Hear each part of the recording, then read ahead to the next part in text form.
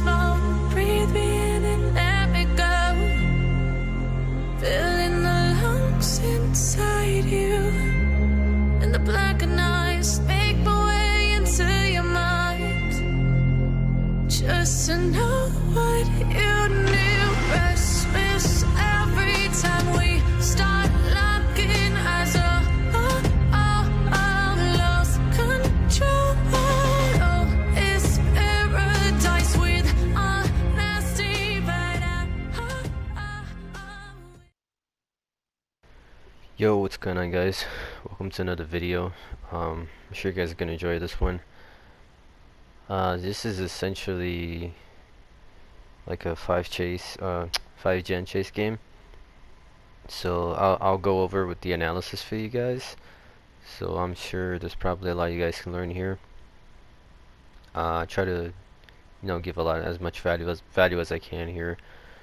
But like I mentioned, usually I'll try to analyze as much as I can, but I'm tied to the time of the video.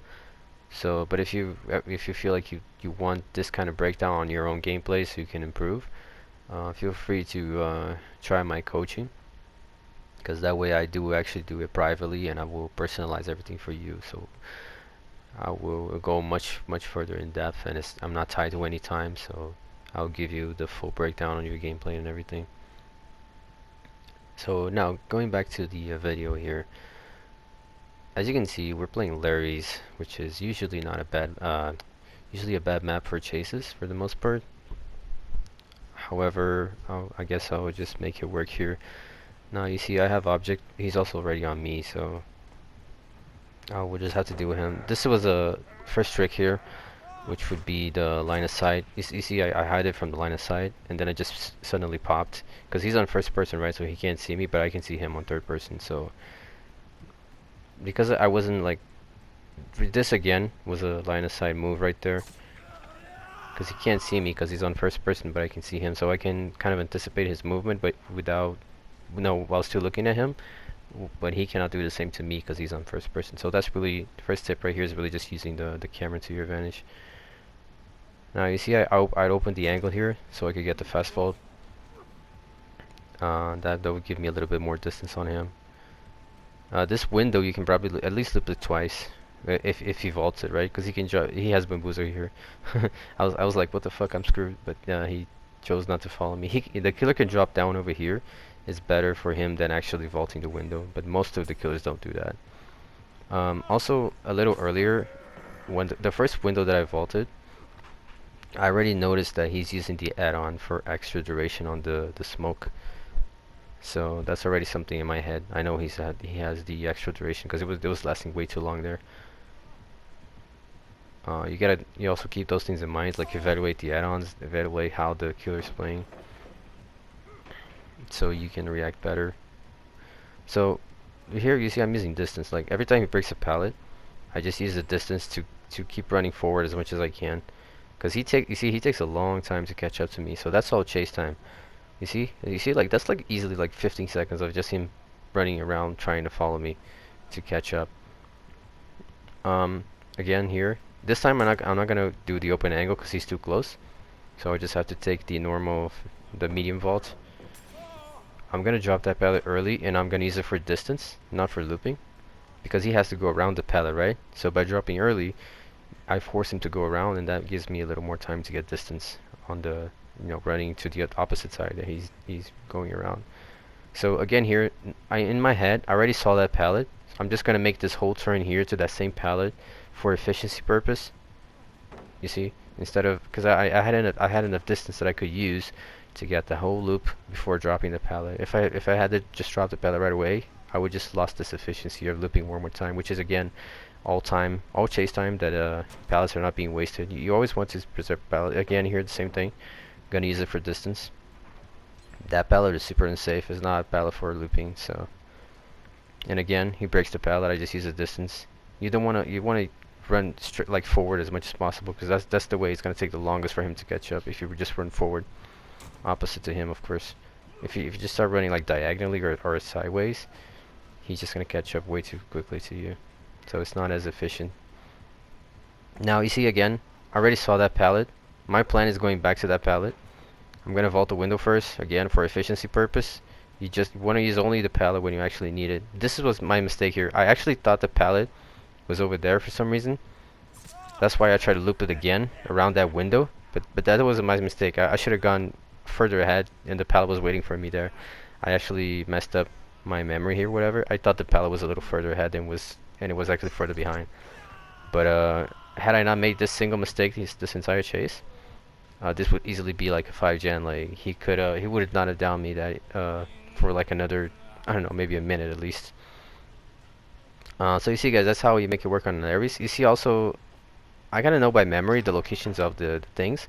So knowing that is kind of also helps knowing the map itself.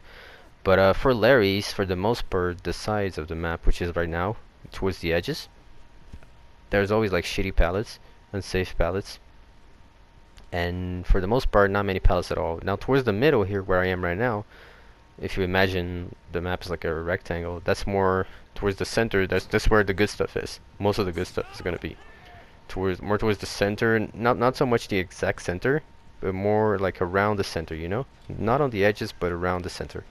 That's where the good loops are for this map. Or good map pallets and windows as well. You see right there, for example, the library. When I was looping there, I dropped the pallet a little earlier just to be safe, but that's a really strong pallet because it's safe. So that's also just going to that library. Usually you already know, like, you have a very good palette that you can use there, as well as there's always two good windows there on the library. You see to my left here is the library you can use for efficiency as well. So here I see he's chasing this guy. I was gonna try to body block, but I guess I didn't get there fast enough. But my idea was to body block so he would get more chase time instead of going down and going to the hook right away. So I have borrowed time, right? So I'm already setting up for the save here. Now this is another day. You guys are probably not gonna notice this, but you see I changed location here. Instead of watching from the wall, I'm watching from this pillar right here. The reason for that is because if the killer comes in this direction and he turns the corner, he's essentially gonna, you know, go straight ahead, straight to my face. He's gonna turn into my face. However, if I'm on that pillar right there, I can move around the pillar if he comes to this direction, and he won't see me, but I can still get behind him if he turns, you know. So the pillar in that instance is a much better position to be in. If I'm meaning to go towards the hook, than actually staying right there on the corner of the wall as I was on the first part. So that change of position was not by chance. I actually thought about that in my head. So you guys should definitely think about those things as well when you're playing. It's a strategically better position to be behind that pillar. So you see, I didn't explain there, but the reason why I went for the exit gate was to force him to come to me, as he did. Because forcing him to come to me, the others could get the save. I would get hit, sure, but that would allow the others to get the save. So my idea there was really just to force him to make a decision. He either gonna let me open the door, which again, I'm gonna be healed. So if I open the door, I can just borrow time. He has a free exit, and if he comes to me, the others can save him instead. So that was my thought process there. By making that move of going to the door, I just put him on a lose-lose situation. Okay, so if I just stay there looking at him, waiting for him to leave the hook, or I save him before opening the door with my borrowed time, the situation doesn't really change much. The killer he will still have a chance there to get a kill. But doing what I did, I changed the scenario of him now on a lose-lose scenario. So if he goes to the exit, you saw what happened. And if he didn't go for the exit, I would just leave it 99, or open it actually. Go for the borrowed time save, and we all leave. So GG. Happy ending. So yeah, guys, that's the video. I definitely couldn't cover everything, but I hope you guys learned something new from this. And take care. See you guys in the next one.